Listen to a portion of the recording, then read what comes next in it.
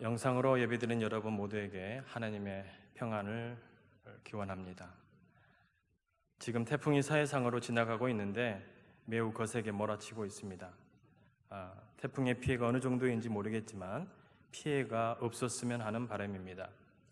코로나도 힘든데 태풍까지 겹쳐지니까 여러 가지로 나라가 어렵습니다. 여러분도 나라를 위해 기도해 주시기 바랍니다. 오늘 본문은 성경에 엘리야가 처음으로 등장하는 말씀입니다. 열왕기상 17장부터 19장까지 집중적으로 엘리야 선지자에 대해서 나오는데, 성경 인물 중에 위대한 사람을 꼽으라고 한다면 이 엘리야 선지자는 분명 몇 손가락 안에 들어갈 인물입니다. 물론 모든 성경 인물들이 다 위대하지만 그 중에서 선택한다면 그렇다라는 말입니다. 그런데 이런 인물이 성경에 나오는 것부터가 조금 독특합니다. 일반적으로 성경에서 인물을 등장시킬 때 어느 지파 출신이고 부친이나 조부의 이름을 들면서 누구의 자손이라는 것을 나타내는데, 엘리야는 전혀 그런 것이 없습니다. 단지 길르앗에 우거하는 자 중에 디셉 사람 엘리야, 이렇게만 표현되어 있습니다. 열왕기상 19장까지 그리고 열왕기하 1, 2장에서도 엘리야가 나오는데 그에 대한 사적인 정보는 어떤 것도 없습니다. 이런 것을 보면 엘리야는 그냥 평범한 가문의 사람이었다라는 생각이 듭니다. 그런데 이런 사람이 하나님께 쓰임받게 되면서 선지자로서 후대의 큰 인물로 인정받는 사람이 되었습니다. 일반적으로 힘든 상황일 때 위대한 인물들이 배출된다고 하지요. 그래서 그런지 엘리야 역시도 등장하던 시기가 평범하지 않습니다. 구약에서 이보다 더 악한 시대가 있었을까 할 정도입니다. 엘리야가 등장할 때 북이스라엘 왕은 아합입니다. 그런데 나라는 아합이 다스렸지만 나라의 종교는 그의 아내 이세벨이 가지고 온 바알이었습니다. 하나님을 섬기던 나라가 바알을 숭배하는 나라가 된 것입니다. 열왕기상 18장에 보면 알 수 있듯이 호렙산에서 엘리야와 대결하러 나온 바알과 아세라 선지자들이 무려 850명이나 되었습니다. 이 정도의 숫자면 바알과 아세라 숭배 사상이 북이스라엘 전역을 완전히 장악하고 있었다, 이렇게 말해도 과언이 아닐 것입니다. 엘리야는 이처럼 패역한 시대에 등장하였습니다. 그런데 엘리야가 등장하면서 한 행동을 보면 왠지 모세를 연상하게 합니다.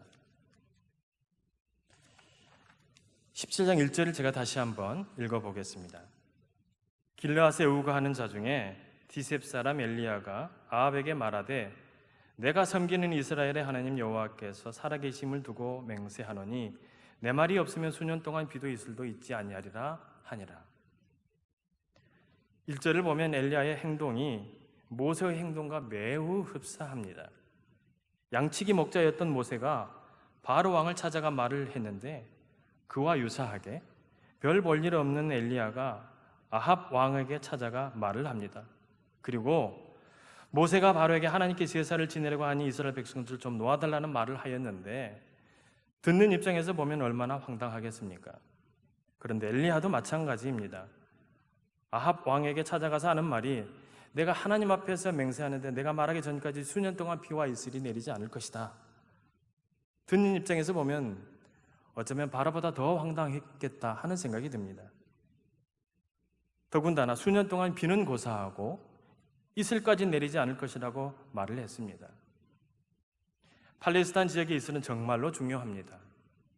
지중해에서 불어오는 습도가 높은 바다바람 때문에 이슬이 생기는데, 이런 이슬은 건조한 여름을 견딜 수 있도록 해주고 특히 여름 농작물 재배에서 아주 중요한 필수 요소라고 합니다. 비가 오지 않는 시기에 이슬이 비의 역할을 해주는 것이죠. 그만큼 이슬이 중요한데 비는 뭐 그렇다 쳐도 이슬까지 수년 동안 내리지 않을 것이라고 말을 했으니 얼마나 황당했겠습니까? 그런데 엘리야의 입장에서 보면 듣는 사람들이 황당해할 것이라는 사실을 모르고 아합 왕에게 갔을까요? 모세는 바로에게 어떻게 찾아갔는지 그 과정에 성경이 자세하게 기록되어 있기 때문에 우리가 알고 있습니다.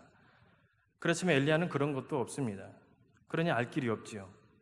그렇다고 아합이 황당해하고 주위 사람들이 비웃을 거라는 것을 모르고 가지는 않았을 것입니다. 분명 알고 있었을 것입니다. 그뿐만이 아닙니다. 단지 미친 사람 취급받는 정도로 끝나는 것이 아닙니다. 엘리야의 행동은 생명을 담보로 해야만이 가능했던 일입니다. 그것을 알 수 있는 것이, 조금은 짐작할 수 있는 것이 3절에 나옵니다. 그리 시냇가에 숨었다는 말이 나오는데, 이 말은 말 몇 마디로 잡혀서 어쩌면 죽을 수도 있는 상황이 된 것입니다. 그래서 피신에 갔던 것이죠. 그만큼 상황이 만만치 않았다라는 말입니다. 그런데 이런 상황 또한 엘리야가 모르고 갔을까요? 그러지 않았을 것입니다. 당시 시대상을 직접 경험하고 있었던 엘리야였기 때문에 위험하다라는 것을 알고 있었을 것입니다. 그 일이 자신이 해야 할 일이기 때문에, 하나님께서 원하시는 것이기 때문에 하나님을 믿고 담대히 행했던 것입니다. 여러분, 이런 엘리야를 통해서 우리는 믿음과 순종을 배우게 됩니다. 믿음과 순종은 불가분의 관계입니다. 서로 뗄래야 뗄 수가 없습니다. 하나님을 믿는다면서 하나님 말씀에 순종하지 않는 것은 참 믿음이라고 말할 수가 없습니다. 엘리야가 아합 왕에게 말을 전할 때 왕을 호위하는 사람들이 다 바알과 아세라 섬기는 사람들입니다. 그들에게 하나님의 이름을 들면서 무슨 말을 한다는 것은 죽음까지 생각하지 않고서는 할 수 없는 일입니다. 여러분, 우리가 무엇인가 일을 해야 하고 그 일이 내가 감당하기에 힘들고 어려우면 우리는 낙심부터 하게 됩니다. 그러나 그보다 먼저 우리는 하나님을 바라보아야 합니다. 그리고 하나님을 온전히 믿고 의지해야 합니다. 이해할 수 있는 상황에서 하는 일은 누구나 할 수 있습니다. 그러나 이해되지 않는 상황에서 힘들고 어려운 일을 해야 한다면 그 일은 아무나 할 수 있는 것이 아닙니다. 그 일을 보게 하시고 그 일을 느끼게 하시고 마음에 부담을 주게 하시는 것은 하나님께서 그 일을 나에게 하라고 주신 내 일입니다. 그러기에 그 일을 믿음으로 감당해 가는 것입니다. 여러분, 어려울 때일수록 가장 먼저 하나님을 신뢰하십시오. 주어진 상황에서 피하려 하지 말고 담대히 맞서면서 끝까지 하나님을 온전히 신뢰하시기 바랍니다. 그러면 하나님이 인도해 주실 것입니다. 엘리야의 믿음이 대단하지만 역시 순종하지 않으면 어떻게 하나님의 일을 성취할 수 있었겠습니까? 신앙인으로서 삶에 중요한 요소가 많습니다. 그러나 이 일을 이루기 위해서 가장 필요한 것은 역시 순종입니다. 순종이라는 말이 오늘날 그리스도인들의 마음에 크게 와닿지 않는 것이 사실입니다. 너무 빈번하게 들어서 그러겠지요. 무엇을 하기만 해도 순종해라, 순종해야만 된다고 말을 합니다. 그러니 얼마나 부담이 됩니까? 지금도 나름대로 순종하고 있는데 또 무슨 순종을 하라는 말이냐, 이렇게 되물을 수 있습니다. 그러나 순종은 믿는 자의 삶의 동력과도 같습니다. 차가 기름이 없을 때 기름을 넣어야 되는 것처럼 순종은 그렇게 우리 삶에 거듭하여 채워져야만 하는 것입니다. 여러분, 샤프 연필 아시지요? 이렇게 D를 누르면 심이 나와서 글을 쓸 수 있게 하는 필기 도구입니다. 심이 다 되었는데도 D를 누르지 않으면 그 샤프는 제 기능을 발휘하지 못합니다. 순종은 이와 같습니다. 살아가면서 무엇인가가 소진되었다 싶을 때 다시금 하나님의 말씀으로 눌러서 순종이 나오게끔 하여 그 순종으로 우리의 주어진 역할들을 감당해 가는 것입니다. 성경의 많은 인물들은 바로 말씀에 순종함으로 하나님의 인도하심을 생생하게 목도한 삶을 살았습니다.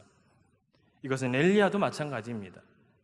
엘리야가 아합 왕에게 찾아간 것뿐만 아니라 하나님께서 그리 시냇가로 가라고 말씀하시면서 시냇물을 마시고 까마귀가 먹을 것을 주도록 하겠다는 말씀을 하였는데 엘리야는 하나님의 말씀에 곧바로 순종하였습니다. 5절에 나오지요. 5절 보면 곧 가서 요단 앞 그리 시냇가에 머물매라는 말이 나옵니다. 도대체 상식과는 맞지 않는 말씀을 하셨음에도 그 말씀에 토를 달지 않았습니다. 이것저것 따지지도 않고 곧바로 실행에 옮긴 것입니다. 누구처럼요? 아브라함처럼 말입니다. 믿음과 순종은 하나님 부르실 때까지 신앙인이 늘 고민하고 점검하고 실천하며 애를 써야 할 삶의 명제입니다. 저와 여러분 모두가 하나님을 온전히 신뢰하고 더불어 하나님 말씀에 온전히 순종하며 사는 귀한 삶이 되기를 소망합니다. 엘리야는 하나님의 말씀에 따라 그리 시냇가에 가서 시냇물을 마시고 까마귀의 도움을 받아 살아갑니다. 그러나 비가 내리지 않아 시냇물을 마시지 못하게 됩니다. 그럴 때 하나님은 다시금 엘리야에게 말씀하십니다. 9절 말씀입니다. 제가 봉독하겠습니다. 너는 일어나 시돈에 속한 사르밧으로 가서 거기 머물라. 내가 그곳 과부에게 명령하여 너에게 음식을 주게 하였느니라. 여기에서 우리는 두 가지 생각을 해볼 수가 있습니다. 하나는 하나님은 엘리야를 그리 시냇가에서 계속해서 살 수 있도록 그냥 두시지 않으셨다라는 것입니다. 또 하나는 떠나라고 말씀하신 그 이후의 삶도 하나님은 미리 예비해 두셨다라는 것입니다. 하나님은 왜 그리 시냇가에 계속 살 수 있도록 하지 않으셨을까요? 엘리야가 머물고 있는 그리 시냇가 어디쯤인가 물이 나오게 하실 수도 있었을 텐데 하나님은 그렇게 하지 않으셨습니다. 가뭄이 드니 역시 엘리야도 물을 먹지 못하는 상황이 된 것입니다. 여러분, 많은 사람들은 현재의 자리에서 하나님의 인도하심을 기대합니다. 그러면서 그곳에 살게 해달라고, 그 일을 하게 해달라고, 그것을 잘하게 해달라고 하나님께 매달립니다. 하나님께 매달리는 것이 장소일 수 있고 어떤 일일 수도 있고 때로는 사람일 수도 있고 그것이 자신의 생각이나 가치관이나 지식일 수도 있습니다. 그것은 사람마다 다 다르겠지요. 그러나 분명한 것은 아브라함에게 고향과 친척과 아비 집을 떠나라고 말씀하셨던 것처럼 때로는 그렇게 매달리고 안주하고 싶은 그것에서 떠나야만 될 때도 있다는 것입니다. 무엇인가를 옮겨야 하고 벗어나야만 되고 내려놓아야만 되고 그만두어야만 되는 경우가 있다면 여러분, 그런 변화에 두려워하지 마십시오. 그것이 하나님께서 원하시는 것이라면 설령 내 스스로가 이해되지 않는다 할지라도 여러분을 사랑하신 하나님께서 선한 길로 반드시 인도해 주실 것을 믿습니다. 중요한 것은 하나님의 뜻인지 그것이 분명해야 됩니다. 그리고 그 뜻을 알기 위해서는 하나님과의 영적인 관계가 깊어져야 되겠죠. 영적인 관계가 좋아야 한다는 말입니다. 그 관계를 깊게 하는 것은 역시 기도입니다. 기도하면 하나님과의 관계가 좋아질 수밖에 없습니다. 엘리야는 영적으로 하나님과 깊은 관계에 있었습니다. 그래서 하나님의 뜻이 무엇인지 알 수 있었고 그 뜻대로 움직였습니다. 엘리야의 순종이 대단하지만 하나님과의 깊은 관계 속에서 직접 하나님의 말씀을 들을 수 있었기 때문에 무엇인가 행하는 것에 엘리야가 조금 수월했을 수도 있었겠다 하는 생각이 들었습니다. 우리는 평상시 하나님과 긴밀한 관계에 있지 않습니다. 그래서 하나님의 뜻을 아는 것이 무척 어렵습니다. 그렇기 때문에 하나님의 뜻대로 움직인다는 것이 어쩌면 엘리야보다 더 어려울 수 있겠다라는 생각입니다. 하나님의 뜻을 잘 모르는데 어떻게 쉽게 움직이겠습니까? 어렵지요. 그러니 기도해야 되겠습니다. 하나님의 뜻을 알기 위해서 반드시 우리는 기도해야 됩니다. 그런데 무엇보다도 아주 중요한 요소가 또 하나 있습니다. 어떤 변화에 두려워하지 않는 것입니다. 엘리야의 길을 예비해 두신 것처럼 하나님은 이미 저와 여러분의 길을 예비해 두셨습니다. 중요한 것은 어떤 변화를 맞이하든 내가 지금 이 자리에 있든 아니면 떠나야 되든 무엇을 하든 또 어떤 곳에 가든 하나님께서 나와 함께 하고 하신다는 이 분명한 사실을 믿고 있느냐, 이게 중요합니다. 변화를 두려워하지 않고 하나님을 믿고 의지하면 하나님께서 그 믿음 보시고 저와 여러분의 길을 인도해 주시는 것입니다. 가는 길이 조금 버겁고 힘들더라도 괜찮습니다. 그리고 설령 그 길이, 그 변화가 조금 잘못되었다 하더라도 하나님은 여러 경로를 통해 하나님께서 원하시는 길로 우리를 인도해 가실 것입니다. 그로 인해 조금 더디면 어떻습니까? 괜찮습니다. 우리는 일평생 하나님만 바라보며 이 믿음의 길을 걸어갈 것이기 때문에 그렇습니다. 여러분, 엘리야에게 하나님은 말씀하셨습니다. 과부에게 명령하여 내게 음식을 주게 하였느니라. 권력이 있고 재물이 좀 있는 그런 사람 준비해 두시지 않으시고 과부를 예비해 두셨다고 합니다. 당시 과부는 소외계층입니다. 어렵고 힘든 사람을 꼽으면 꼭 들어가는 사람들입니다. 그런데 하나님은 그런 사람을 준비해 두셨다고 합니다. 물론 엘리야의 입장에서 보면 아무도 없는 그리 시냇가에도 오게 하셨는데 과부든 누구든 무슨 상관이겠습니까? 엘리야의 입장에서 보면 최소한 지금보다는 더 낫겠지 하는 생각도 할 법합니다. 그러나 아합에게 가라는 것도 그리 시냇가로 가라는 것도 과부에게 가라는 것도 어느 것 하나 쉬운 게 없습니다. 다 어려운 상황입니다. 여러분, 이것을 실제로 우리 삶에서 경험하게 되면 얼마나 낙심이 되는지 모릅니다. 그런 상태가 연속이 되면 믿음도 순종도 하나님이 나와 함께하고 있다는 사실도 힘에 버거울 뿐입니다. 그러나 우리는 알아야 합니다. 아합에게 갈 때도, 그리 시냇가에 갈 때도, 과부에게 갈 때도 하나님은 함께 하셨습니다. 그리고 이적을 베풀어 주셨습니다. 그냥 홀로 엘리야만 두시지 않으셨습니다. 변함없이 엘리야를 선한 길로 인도해 주셨던 것입니다. 그냥 시간이 흘러가면서 해결되는 것이 아닙니다. 그 모든 과정에 하나님께서 함께 하셨던 것입니다. 당장 눈에 보이는 현실이 녹록지 않더라도 모든 과정에 하나님의 역사와 하나님의 사랑하심이 그리고 하나님의 은혜가 그 가운데 가득하다라는 말입니다. 사랑하는 여러분, 여전히 어려운 가운데 있다면 그 과정도 역시 하나님의 역사와 하나님의 섭리하심과 하나님의 은혜가 있다는 사실을 여러분 모두 잊지 마시기 바랍니다. 그리고 소망 가운데 살아가십시오. 하나님이 여전히 우리와 함께하고 계십니다. 지금 인생길 가운데에서 함께 하셨던 것처럼 앞으로도 하나님은 우리와 늘 함께 하실 것입니다. 말씀을 정리합니다. 사랑하는 여러분, 저와 여러분 모두가 엘리야처럼 하나님을 온전히 신뢰하는 믿음과 그 믿음에 걸맞는 순종의 삶을 살기를 바랍니다. 그리고 하나님께서 내 길을 예비해 두셨으며 항상 나와 함께하고 있다는 이 분명한 사실을 믿고 변화에 두려워하지 말고 담대히 주어진 삶의 길을 걸어가는 여러분 모두가 되기를 소망합니다. 그러나 때로는 어려움이 가중되어 낙심할 수밖에 없는 상황에 이를지라도 여전히 하나님은 나의 모든 삶에 함께 하셔서 능력으로 붙잡아 주시고 사랑으로 돌보고 계심을 또한 잊지 말고 낙심이 아닌 소망으로 그리고 감사함으로 그리고 기뻐함으로 주어진 삶의 길을 힘있게 걸어가시는 여러분 모두가 되시기를 주님으로 축원드립니다. 최근 코로나로 어려움이 많습니다. 더군다나 태풍까지 몰려오면서 어려움이 가중되고 있습니다. 정치, 경제, 사회적으로 어느 것 하나 쉬운 것이 없습니다. 나라가 어렵고 교회도 어렵고 가정사도 어렵습니다. 그러나 이럴 때일수록 오직 하나님 바라보고 하나님 믿고 그 말씀에 순종하면서 나와 언제나 함께 하시는 하나님을 의지하고 어려움의 때를 인내하심으로 잘 이겨나가시는 저와 여러분 모두가 되시기를 주님의 이름으로 간절히 축원드립니다.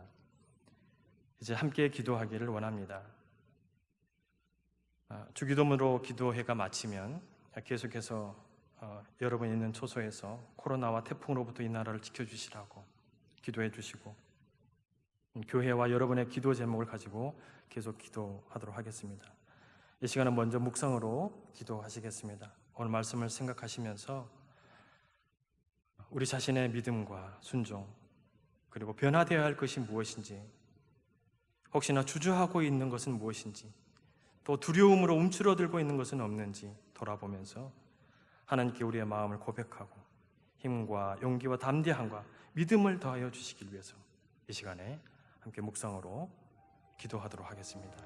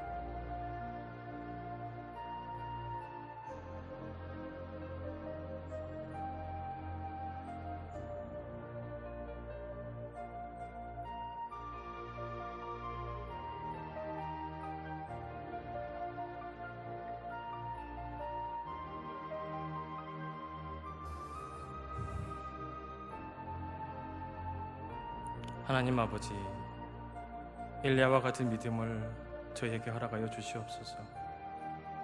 어떤 상황에서도 흔들리지 않는 믿음을 주시옵소서. 주님의 말씀에 온전히 순종하기를 원합니다.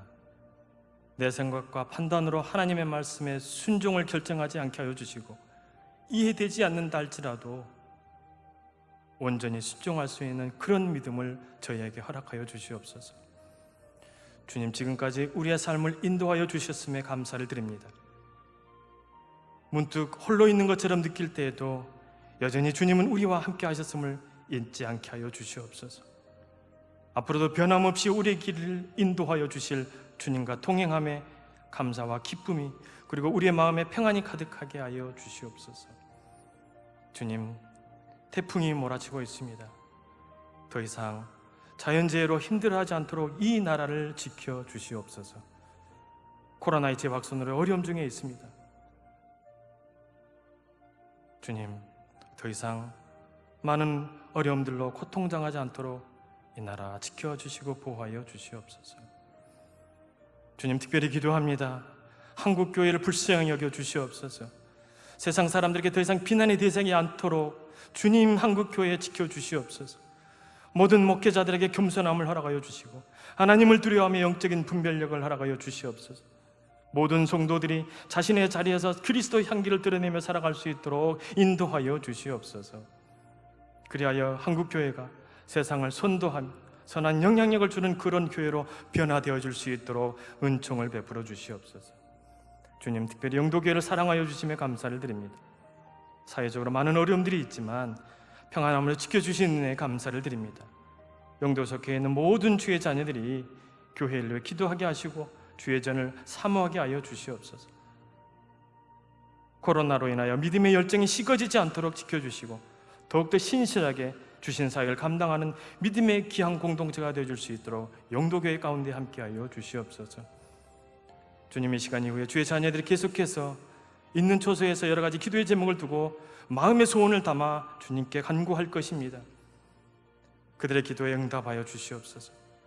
주의 은혜를 베풀어 주시옵소서. 기도에 응답하실 주님을 소망하면서 믿음으로 간구하도록 인도하여 주시옵소서.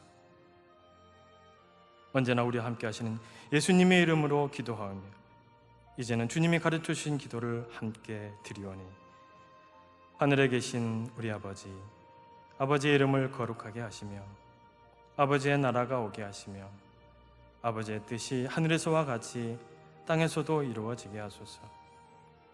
오늘 우리에게 일용할 양식을 주시고 우리가 우리에게 잘못한 사람을 용서하여 준 것 같이 우리 죄를 용서하여 주시고 우리를 시험에 빠지지 않게 하시고 악에서 구하소서. 나라와 권능과 영광이 영원히 아버지의 것입니다. 아멘.